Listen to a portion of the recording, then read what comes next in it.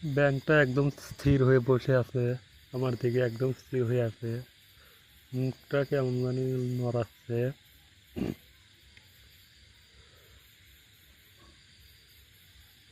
এত কাছে গেছে তা ব্যাঙটা নড়ছে না, ব্যাঙটা একদম স্থির হয়ে আছে। দেখেন দেখতে মনে হয় একদম রুই সাপের মতো, একদম স্থির হয়ে আছে ব্যাঙটা। মুখ কেমন জানি করছে, কাঁপতে আসছে মুখ।